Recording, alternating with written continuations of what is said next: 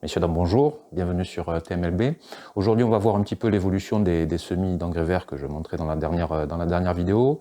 On verra aussi de nouveaux semis en barquette qui n'étaient pas vraiment prévus. Et puis, on fera un petit état des lieux du potager à la mi-septembre. Bon, pas super sexy l'intro, hein. C'est pas comme ça que tu vas faire des vues. Ouais, bah, qu'est-ce que tu veux que je te dise? Pas montrer mon cul non plus, hein. Oh. Non. Ça va passer vite. Ça va passer vite. Ça va passer vite.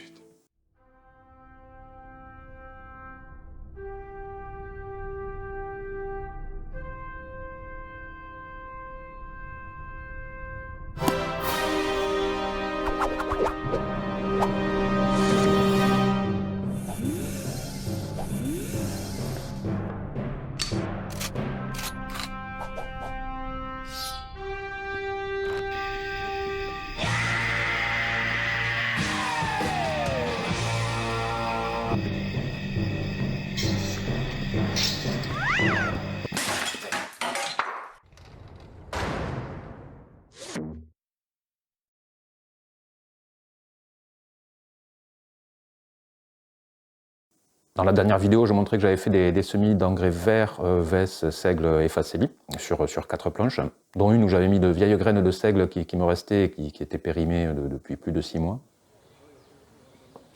Et j'avais aussi montré que sur toutes les planches, les graines étaient remontées en surface au fur et à mesure des arrosages. Donc pour tenter de rattraper le coup, j'ai tamisé un peu de terreau sur les planches en essayant d'enfouir la plupart des graines.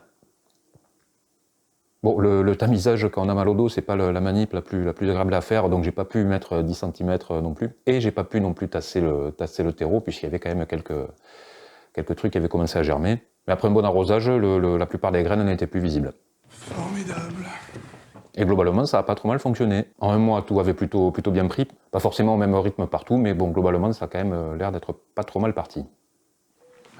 Tant mieux si tout s'arrange. Par contre, sur la planche où j'avais mis le seigle périmé, il n'y a que la Vess et la facélie qui ont germé. Alors chez Semaille, quand ils disent que c'est périmé, hein, ils rigolent pas du tout. Je ne sais pas ce qui s'est passé dans le sachet le 31 décembre à minuit, mais là j'ai eu un taux de germination d'à peu près 0. Pire encore. Du coup, sur cette planche, j'ai fait un complément de seigle avec des graines neuves, je sais pas comment dire. Graines du commerce, par exemple. Oh, merci. Je sais pas ce que je ferais sans toi. Oh, mais je sais pas, des vlogs insipides. Donc j'ai remis des graines, puis j'ai à nouveau tamisé un peu de terreau par-dessus, toujours sans pouvoir le tasser. Mais globalement, sur cette planche, il y aura forcément une grosse proportion de Vess et de facélie, alors que sur toutes les autres, il y aura une grosse proportion de seigle. Bon, ça permettra de comparer un petit peu.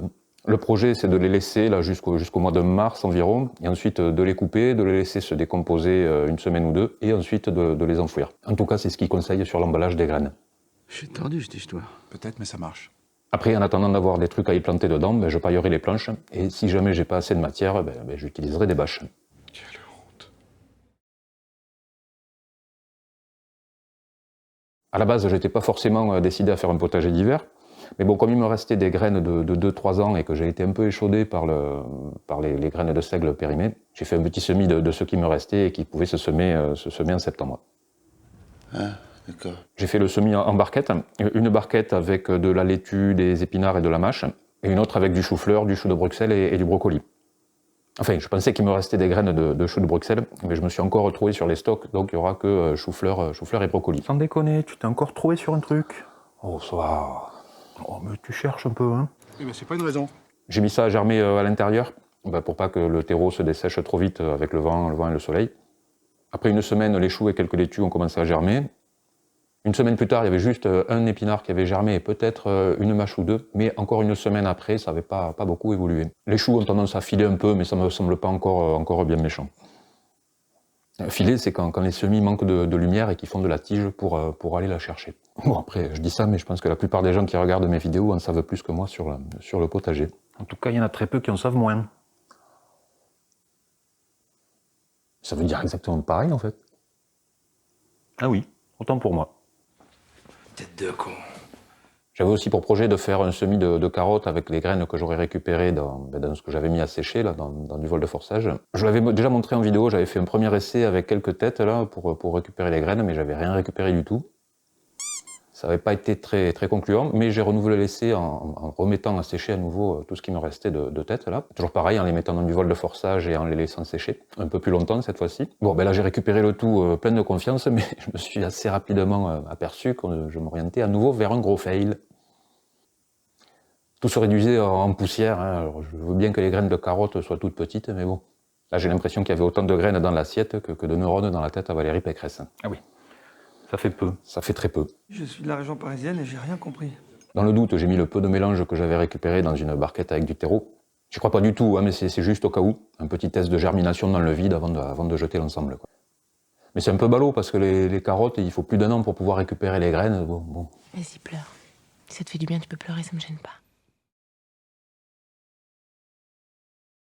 Sur la planche avec les betteraves, carottes et radis, j'ai complètement enlevé les radis. J'en ai bouffé pas mal, mais même en les ayant arrosés très régulièrement, je trouve qu'ils piquent beaucoup. Je changerai peut-être de variété l'an prochain. Pourquoi? Parce que j'aime pas trop les radis qui piquent. Donc là, ils servaient essentiellement de couvre-sol pour les carottes, mais je pense qu'ils ont un peu trop bien fait leur taf. C'est-à-dire à l'endroit où ils couvraient vraiment le sol, il n'y a pas une carotte qui a germé. Initialement, j'envisageais de refaire un semis avec les graines que j'aurais récupérées, mais ça s'est pas tout à fait passé comme prévu. Oh, quel cauchemar. Et sinon, les betteraves sont plutôt pas mal. Je pourrais en récolter certaines là, mais je peux les laisser pour voir si elles continuent à grandir ou si à un moment elles atteignent une taille maximum. Pour ce qui est des tomates, les récoltes se font de plus en plus ténues et les tomates ressemblent de moins en moins à des cœurs de bœuf. En plus, une majorité des fruits n'est pas vraiment consommable. Pas mal ont des espèces de spirales blanches, là. Je sais pas trop ce que c'est ça. Bon, après, j'imagine que je pourrais faire des coulis ou des trucs du style avec ça, mais bon, je suis pas vraiment équipé pour. Il n'y a pas que le manque de matos qui t'empêche de le faire.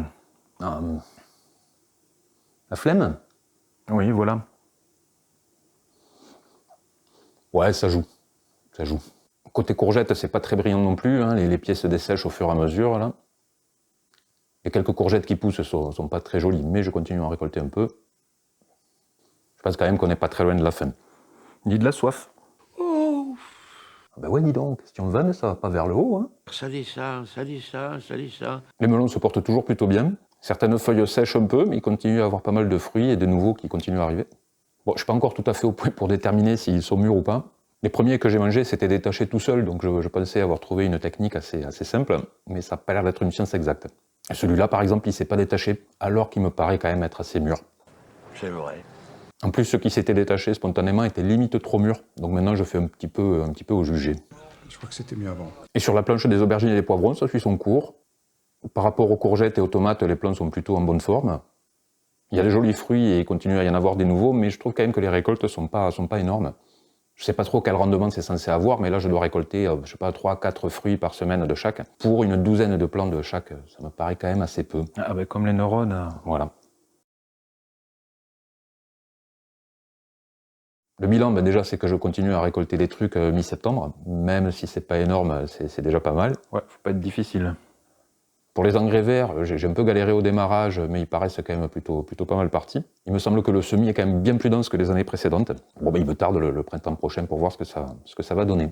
Les nouveaux semis en barquette n'étaient pas vraiment prévus, mais bon, les graines étaient vieilles, ça aurait été dommage de les perdre. Oh, c'est pas parce que tu les as semés que tu vas pas les perdre. Hein. Il m'en reste d'autres de début 2019, que je vais certainement perdre là pour le coup, mais c'est pas du tout des trucs qui peuvent se semer maintenant. En fait, je récupère les graines d'à peu près tout ce que je plante, et j'avais tendance à utiliser celles que je récupérais plutôt que de passer celles qui me restaient. Oui, t'es pas une connerie près. Hein. T'es toujours négatif, t'es toujours désagréable. Après, faut pas s'étonner que les gens t'apprécient pas. Hein. Quoi? Qu'est-ce qu'ils ont les gens? Ils ont qui te trouvent... Un peu rustre. Parfois vulgaire, un peu... abruti. Arriéré aussi. Puis quelques autres trucs. Ah d'accord. Il commence à y avoir pas mal de chats qui traînent dans le potager. Aucun n'est à moi, mais bon, j'aime bien les chats et puis ils me débarrassent de pas mal de rongeurs, ça c'est plutôt cool. Bon, sauf quand ils me les déposent dans la maison. Cet été, j'ai découvert un cadavre le matin à la sortie de ma chambre. Il lui manquait la tête. J'ai sauté le petit-déj. Et dans le potager, ils sont un peu chez eux, hein, y compris dans les planches. Donc il va falloir que je revoie un peu mon comportement à leur égard, quitte à faire intervenir des amis.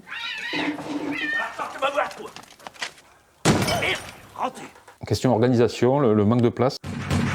Ça y est, c'est réglé. Ah, Ben, nickel. Donc je disais, question organisation, le manque de place commence à se faire bien sentir. Pas tellement au niveau de la surface cultivée, hein. Ça, vu mes résultats, il n'y a pas tellement de soucis. Je dois exploiter les 30 mètres carrés cultivés à 30 ou 40% maximum. Il est doué, hein? Chez le meilleur. C'est plutôt au niveau de la place pour stocker le matériel, les sacs de compost, tout ça. Là, je stocke un maximum dans la ministère à l'extérieur, mais bon, ça a ses limites. Mes godets en plastique, par exemple, ne supportent que très moyennement les canicules plein fer sur la tronche. Et la plupart sont complètement foutus, je pense. Quelque sorte, oui. Et pour les semis en godet aussi, c'est pas forcément idéal, hein. C'est bien joli, la ministère à l'intérieur en début de saison. Mais bon, déjà, elle est pas immense, il n'y a pas énormément de place. Et en plus, ça m'attire plein de bestioles dans la maison. Et même pour tout ce qui est manipulation, hein, semis, rempotage, récup de graines, à chaque fois, je laisse la baraque dans un état. C'est assez difficile pour moi d'en parler.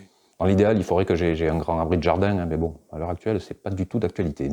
Et concernant la chaîne, même si elle progresse toujours pas, je commence à avoir mes premiers haters. Je prends ça pour une forme de consécration. C'est très gentil, c'est formidable, vous n'étiez pas obligé. On me reproche de ne pas faire vraiment de la permaculture, d'être trop proche de certains youtubeurs trop réactionnaires, ou trop proche d'autres trop bisounours, ou trop mainstream. Elle est bien bonne celle-là. Bon, ils sont 2 ou 3 tout au plus, hein, mais bon, c'est marrant. Et sinon, je pense que je vais arrêter le format vlog. Ah, ben ça, c'est une bonne idée pour une fois. Quoi? C'est pas négatif, ça. C'est un format qui est très simple, très rapide à faire, ça fait au moins autant de vues que les autres vidéos et ça me permet facilement de doubler le nombre de publications sur la chaîne. Mais globalement, je trouve que ça fait pas des vidéos très, très intéressantes. Je suis désolé. Des vlogs tour du potager, il y en a déjà des centaines qui sont faits par des gens qui savent de quoi ils parlent et qui apportent un contenu instructif. Alors que toi, c'est de la merde. Je l'aurais pas dit comme ça, j'aurais peut-être un peu développé, mais bon, on est dans l'esprit. Bref, je pense que je vais laisser tomber ce format et du coup ne refaire plus qu'une vidéo par mois. Vous me direz ce que vous en pensez en commentaire. C'est la fin de cette vidéo, j'espère qu'elle vous aura plu, que vous y aurez appris 2-3 trucs à pas faire. Salut! Bon, un coup. C'est bien gentil, mais on va y aller. Il est un petit peu tôt pour l'apéritif. Aujourd'hui, on va faire... Par contre, sur la planche aux âges... Après, en attendant d'avoir... Pareil, dans du voile de forçage, mais je les ai laissés... C'était pas vraiment prévu, mais bon, les graines étaient vieilles, ça aurait été... Merci, de rien. Au revoir, messieurs, dames.